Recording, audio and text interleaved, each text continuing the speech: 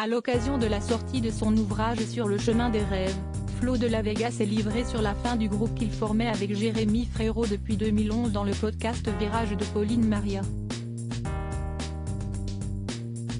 En 2017, le jeune homme, alors âgé de 30 ans, avait choisi d'arrêter cette aventure des Frérots de la Vega devenue un véritable phénomène après le passage des deux amis dans l'émission de TF1, The Voice.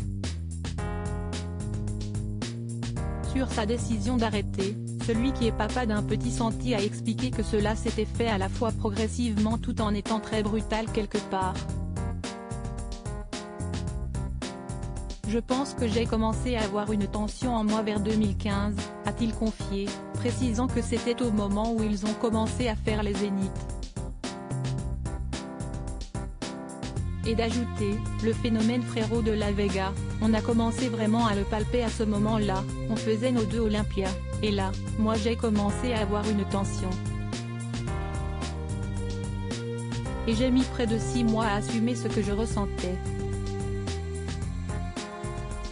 Je sentais un mal-être. Celui qui a déjà déclaré être persuadé qu'il n'était pas fait pour la lumière a poursuivi son cheminement l'amenant à quitter le groupe. Je sentais un mal-être, quelque chose qui me tiraillait, mais je le balayais.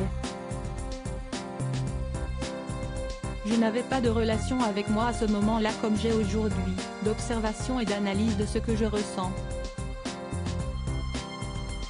Tout était compliqué pour le membre du binôme qui a remporté 2 Energy Music Awards, d'autant que, ce n'était pas la période où on était le plus connecté avec Jérémy, a-t-il ajouté.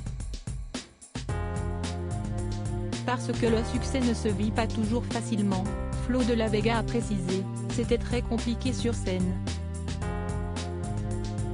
Il y avait une alchimie naturelle dès le début qui était vraie, mais dans la vie de tous les jours, on n'était pas connecté.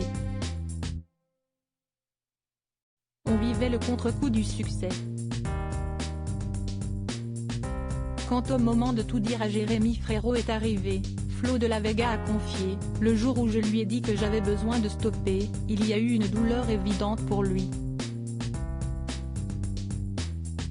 Après, il y a eu quand même une grande libération quand on a vraiment assumé. Et de conclure, toujours positif, ça a été un kiff. On a eu un an de tournée d'adieu. La meilleure tournée de ma life, sick. Article écrit en collaboration avec 6 médias Crédit Photo, Coadic Y.